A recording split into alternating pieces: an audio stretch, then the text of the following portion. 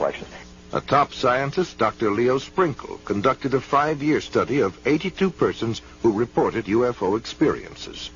Most of them were able to relive the experience through hypnosis, and all suffered severe psychological disturbances afterwards. They claimed to have been taken inside spaceships and examined by humanoids who communicated telepathic messages to them.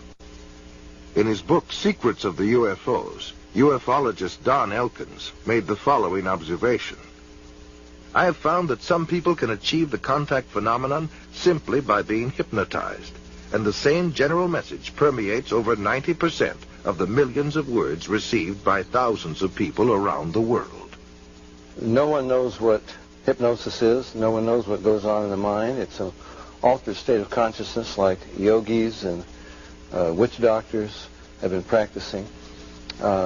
It loosens the normal connection between your spirit and your brain, and of course if the hypnotist can control you, make all kinds of suggestions, make you think things are happening that are not happening, make you think you have powers that you don't, experiences that you haven't, even implant memories.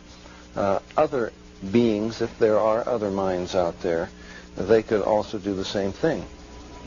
Sir John Eccles, Nobel Prize winner for his research on the brain, describes the brain as, quote, a machine that a ghost can operate, unquote. What he means by that is your spirit operates your brain in a normal state of consciousness. In an altered state, reached under yoga, a TM, hypnosis, you have loosened the normal connection between your spirit and your brain, and that allows another spirit, other entities, other minds to interpose themselves and begin to tick off the neurons in your brain, create a universe of illusion.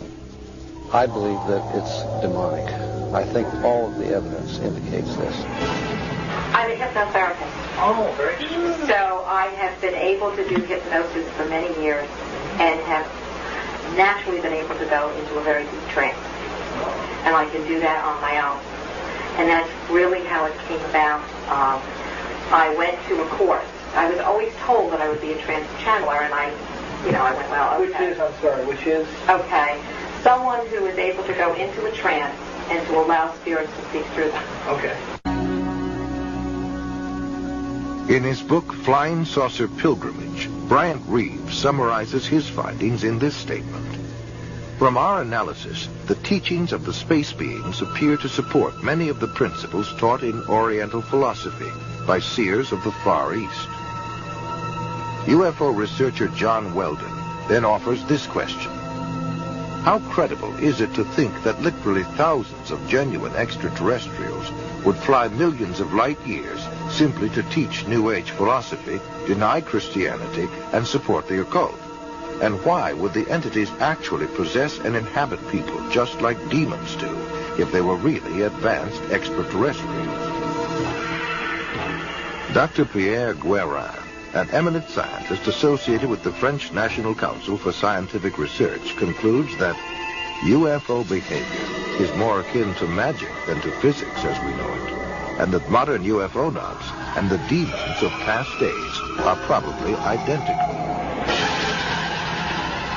The word demon in Greek comes from the root meaning knowledge or intelligence, implying that demons have access to knowledge and information denied to ordinary mortals. After what happened to me, the communion experiences, I decided that that might be a good idea to accept the idea of the devil just in case that's what I saw. If you look closely at the life of the world, you see the workings of evil in the world. There seems to be a sort of machinery behind it that is far beyond just the accident of human life. You can literally hypnotize a person, tell them that there's a cat in their lap. They will see it, they will hear it, purr, they will pet it and feel it. It's not physically there. You tell the cat to scratch them, and bring them out of it. There are scratch marks on their cheek. A non-physical object under the right conditions can leave physical evidence. I think it's demonic. It's a spiritual power of some kind for which there is no physical explanation. You can't explain it with the laws of chemistry and physics as we know it. John Keel is a world-renowned expert on UFOs and has written numerous books and articles on the subject. A self-described agnostic, he made this statement: "Thousands of books have been written on the subject of demonology, which is the ancient and scholarly study of monsters and demons. The manifestations and occurrences described in this literature are identical to the UFO phenomenon. Victims of demonic possession suffer from the same medical and emotional symptoms as the UFO contact."